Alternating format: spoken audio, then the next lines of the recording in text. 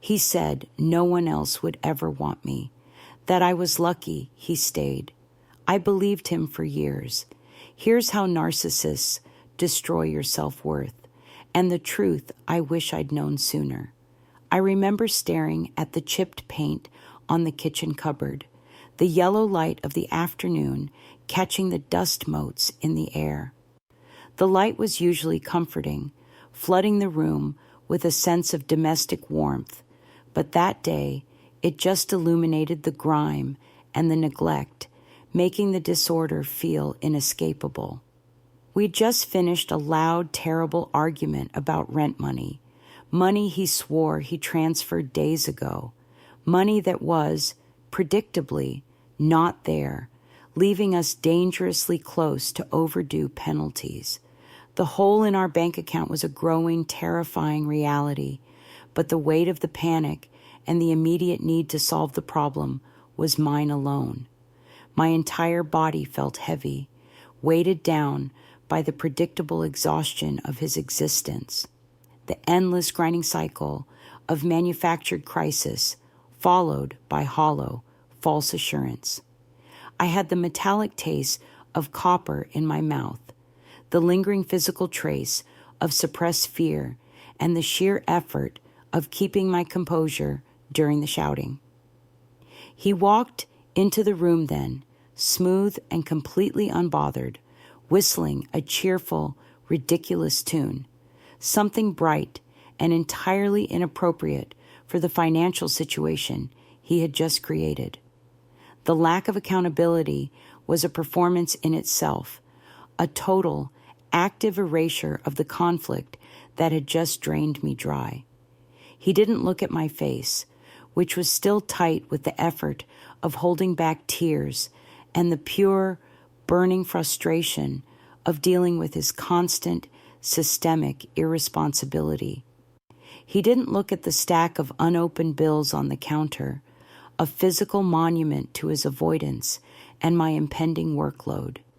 He went straight to the refrigerator, opened it with a flourish, grabbed sparkling water, a luxury we couldn't afford, and opened it with a theatrical hiss. It was a sound of absolute privilege and casual indifference, an audible insult to the mounting financial anxiety gripping me. It was a deliberate statement.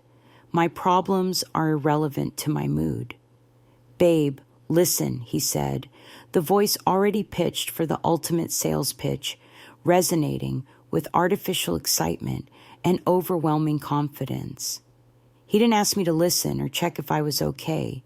He commanded it, like the curtain was rising on his one-man show, and I was his mandatory captive audience. "Forget this cramped, stupid apartment. It's too small for our vision, too limiting. It's suffocating my creativity. I was talking to the lawyer this morning, and she found us a place. The place. It's perfect. We're doing it. We're going to buy a villa in Tuscany." A silence, thick and heavy, fell over the room, immediately absorbing and smothering the sound of his theatrical hiss.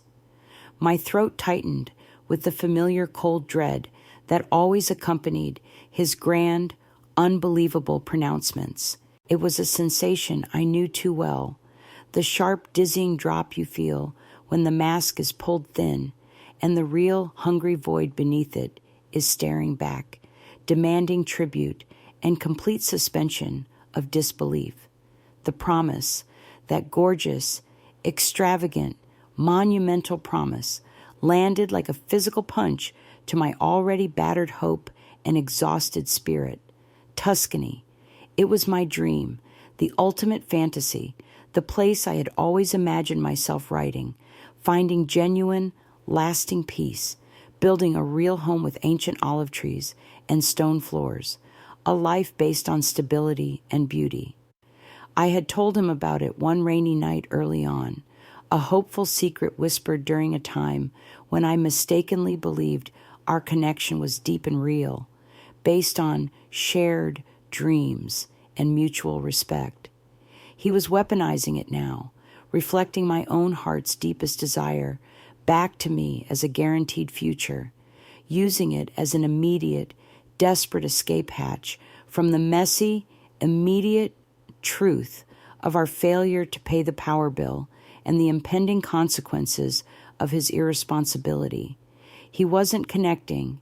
He was strategically calculating how much emotional leverage he could extract. A villa, I asked, forcing my voice to remain flat and neutral, deliberately trying to sound unimpressed, resisting the overwhelming, powerful urge to let even the smallest spark of hope ignite in my chest. Hope was dangerous now. Hope was his most valuable currency, and I was running on empty, unwilling to give him more. He beamed, swallowing my skepticism whole, interpreting it instantly as suppressed awe and impending submission. His ego was fed by my doubt. 3 acres, babe. Vineyards already established. The potential is massive. We'll run our entire international company from the balcony, sipping vintage local wine every evening as the sun sets over the hills. Think of the life we'll have, the legacy we'll create, the respect we'll command. But listen, to make the initial transfer this month, we have to be absolutely tight. I need you to put all your savings, every last penny, the entire nest egg, into the new high-yield investment fund. And no ordering delivery or unnecessary expenses, not even a coffee shop visit for a year, okay? We're building an empire together, and empires require significant, immediate sacrifice. The sight of the unwashed coffee mug sitting in the sink, already a day old, crusty, and abandoned with spoons sticking out, suddenly felt like a physical assault. The tangible reality of our present was a tower of dirty dishes and stacks of overdue notices, a monument to his perpetual, half-finished tasks and broken promises. His proposition was a multi-million-dollar international Ponzi scheme built on thin air.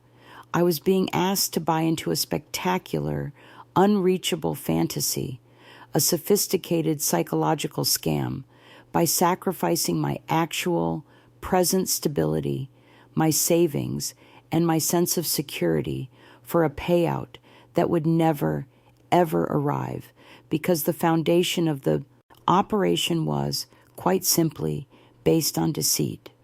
I watched him, keenly observing the shift in his eyes. His whole performance, the sudden influx of grandiosity, was designed for one purpose: distraction. It was a high-stakes pivot away from the disastrous truth of his character and our current financial failure, a retention tactic engineered to keep me quiet, compliant, and emotionally invested during this current financial and emotional devaluation phase. He was buying himself time, avoiding responsibility, and harvesting my admiration, demanding immediate effort and significant resources from me, while offering nothing but empty, magnificent words in return. He was collecting my commitment to a phantom future, hoping I'd pay for the illusion with my present existence. I saw the lies solidify, shimmering and grotesque, between us, an invisible wall of manipulation. This wasn't a partner planning a realistic future. It was a con artist attempting to harvest the last reserves of my trust and sacrifice them at the altar of his inflated ego. The tension was overwhelming, not because of what he said, which was undeniably beautiful and seductive, but because of the sharp crystalline clarity of what he was doing, the cold, calculated manipulation. When exactly did you speak to the lawyer about this specific property, and did you receive a contract we can review?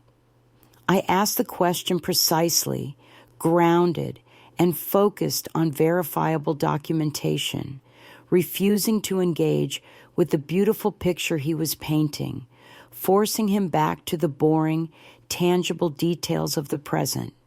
He scowled instantly, his face shifting subtly, the joyful mask twitching into impatience and annoyance.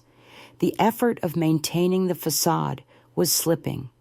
Just now, on the way back from the bank, which was useless, by the way, it's complicated, paperwork, international regulations, securing the initial capital.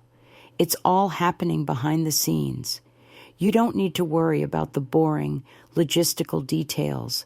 That's my job. Focus on the dream, babe. The feeling of success. That's what truly matters. He always dismissed my requests for factual details as me worrying about the boring stuff, successfully framing my sanity and due diligence as mere pettiness. It was always complicated. It was always someday. The actual commitment was perpetually relegated to an unreachable future date. And that, I realized, was the only clear, unshakable truth I needed to grasp. He was utterly incapable of the minute, reliable, adult actions of partnership, the mundane responsibility of paying a bill, doing a chore, or keeping a simple promise. Yet he spoke only in the vocabulary of monumental, world-changing success. The incongruence was the bright neon warning sign I had deliberately ignored for years, choosing instead to believe the grander, more thrilling, and ultimately destructive narrative he provided.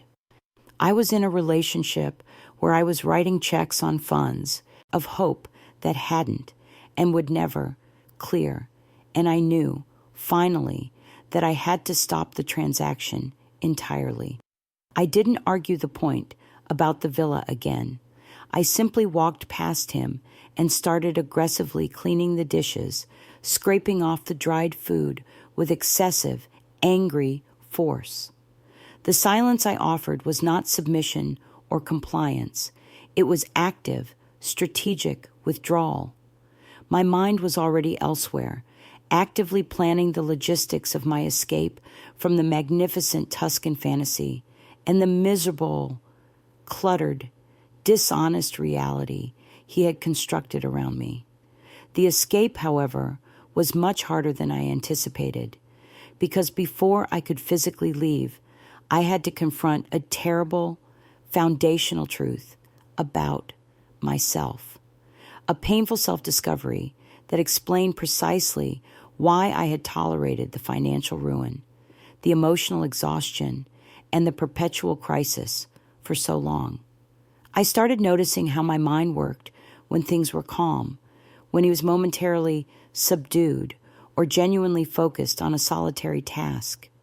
If we had a peaceful weekend, a truly normal, quiet, stable weekend where nothing went wrong, a deep, unsettling feeling of boredom would settle over me like a heavy, suffocating fog.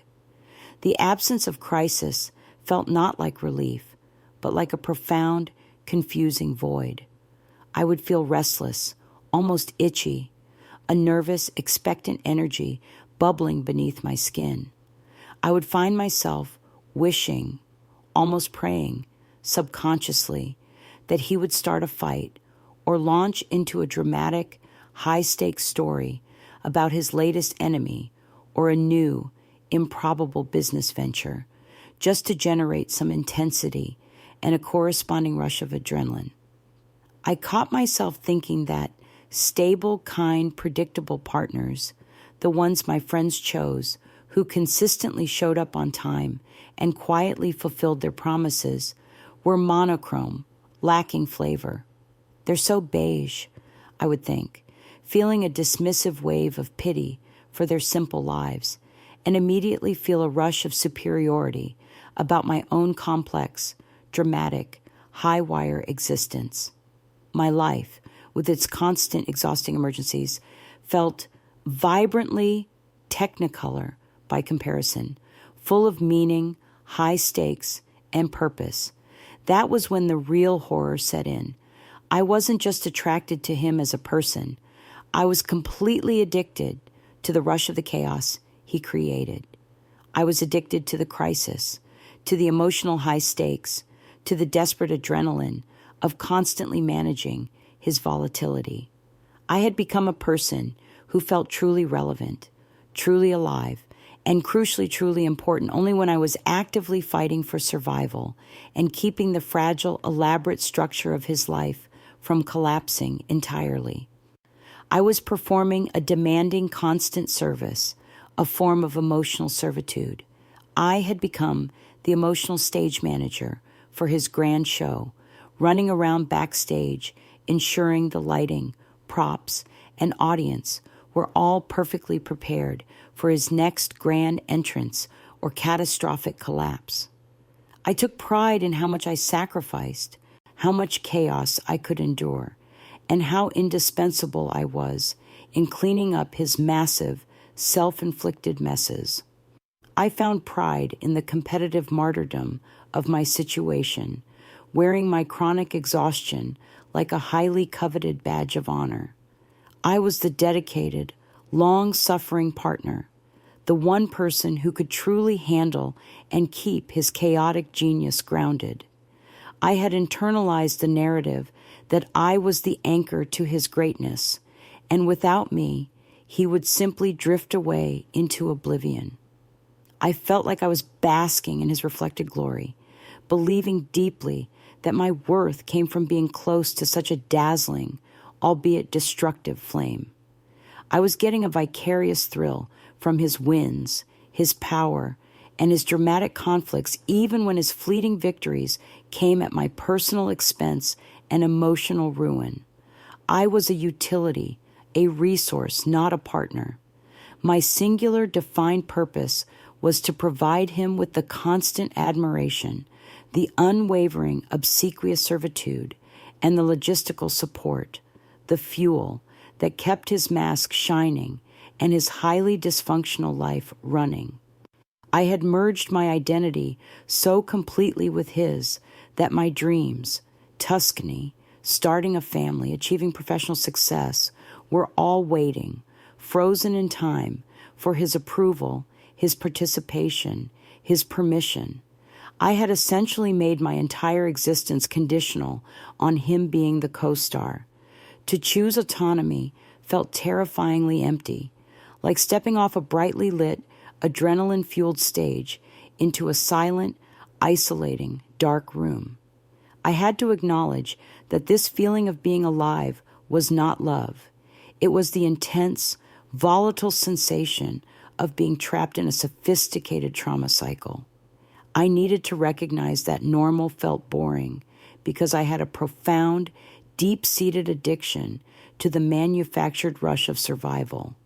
The first, most difficult step in building my real independent life was accepting this uncomfortable, painful, deeply personal truth about my own need for intensity and drama.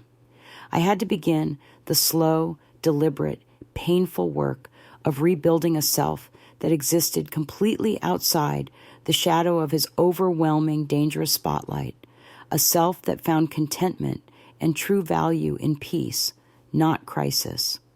The final fracture came swiftly and violently in the wake of a terrible, undeniable public shame. He had been caught in a catastrophic professional misrepresentation, a lie so massive and public it was exposed with verifiable evidence in a highly visible forum. His entire professional mask, the carefully constructed, glittering public identity he had painstakingly crafted, was ripped away in front of people he desperately needed to impress and control. The shame was absolute and unavoidable. He came home, and the air in the apartment felt thin, pressurized, difficult to breathe, as if all the oxygen had been sucked out. He didn't rant or rage immediately, which was his usual, predictable defense mechanism. Instead, he entered a terrifying zombie state. His eyes were wide, but completely empty, glassy, looking right through me, past the walls, into a terrifying internal space where his self-image, his very foundation, had just been annihilated. He looked physically disoriented, disconnected from his body, almost catatonic with horror and paralyzing shame. When he spoke, it was a terrifying word salad. Nonsensical sentences about shadowy enemies, global conspiracies, impossible, malicious betrayal, delivered in a monotonous, robotic tone. His voice was flat, mechanical, devoid of real, human emotion. I recognized the shift instantly, the primal alarm screaming in my consciousness. This was not the familiar, loud, predictable anger. This was narcissistic mortification. His psyche had completely failed to process the public shame. The false self, his core survival mechanism, had completely disintegrated, and he was experiencing an internal annihilation, an obliteration of his fabricated identity that he could not and would not withstand.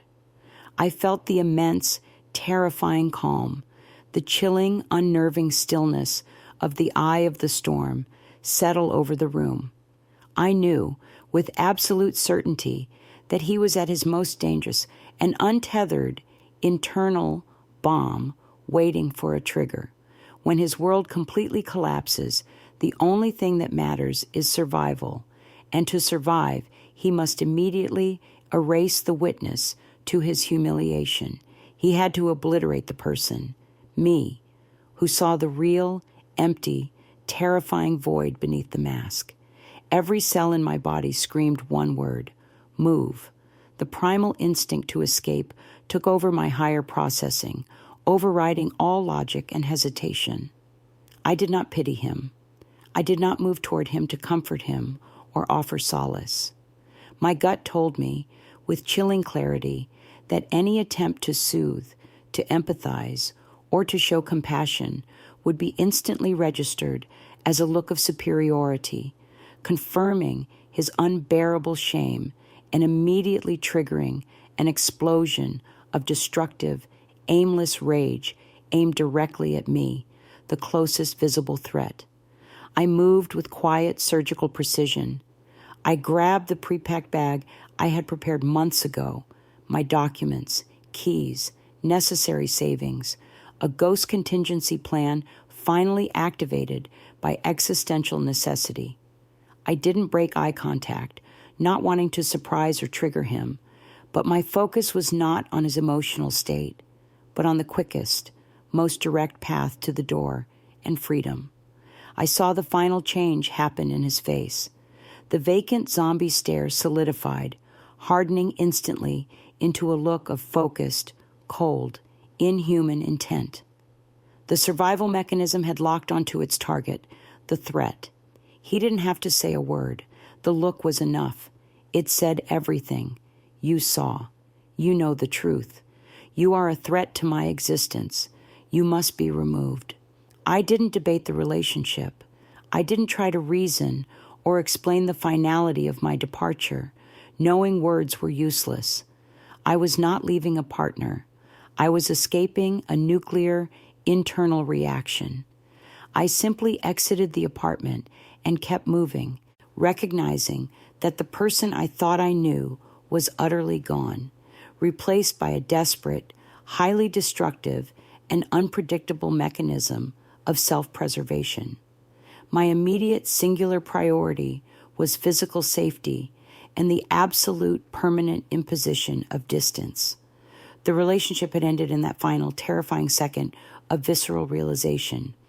I want you to understand that the pain, the confusion, and the profound feeling of being broken that you feel is not a weakness. It is not a failure of character or a lack of strength. It is a predictable, normal human response to a sophisticated, planned, and sustained attack on your identity and your sense of reality. He said you were unlovable, but that was the foundation of his entire tactical plan. He needed you to believe that lie, to keep you small, keep you scared, keep you constantly questioning your own worth, and keep you perpetually available to serve his profound emotional and logistical needs. You were never the problem. You were the carefully chosen mark. The only way to win this game is to refuse to play by his rules ever again, to choose reality over fantasy. The first step is to recognize the elaborate, fraudulent structure of his magnificent lies. Stop looking toward the magnificent future he promises you.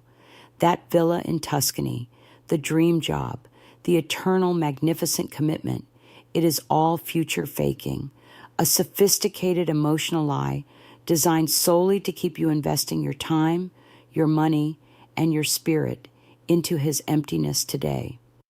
Judge the viability of the relationship strictly on the reality of the present moment. Do not write a single check on funds of hope that have not cleared in your bank account or your emotional reality. Focus only on the here and now and the tangible, verifiable evidence of today's effort and accountability. Do not believe his grand pronouncements or his statements of future intent. Instead, watch his smallest, most mundane actions and accept them as gospel truth. If he promises to pick up a carton of milk and forgets it for the third time, if he promises to call at a certain hour and doesn't, if he promises to fix a broken shelf and it sits there for weeks, take that as the undeniable, unwavering truth of his character. Do not believe for 1 second that the man who consistently fails on tiny, inconsequential daily promises will ever honor the colossal promise of taking care of your life, your future, and your security. Microtest every small promise and accept the evidence they provide without rationalizing. If you realize you feel bored with stability, if you crave the high-stakes adrenaline of the chaos and the fighting, you must know that you are addicted to the rush of the trauma cycle, not to the person. You must confront the uncomfortable truth that you are deriving your identity and your excitement from managing his drama. You are not a partner. You are a utility.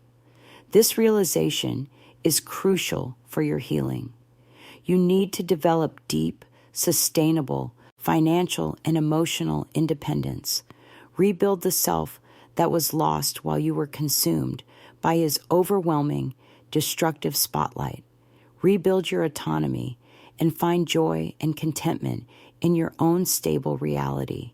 The dreams you hold, the career, the peace, the house you want, the life you desire are fundamentally yours and yours alone. You must consciously and intentionally detach your aspirations from his participation. You do not need his approval, his resources, or his cosign to make them real and valid. He's been holding your deepest dreams hostage to keep you compliant and invested. Take them back now.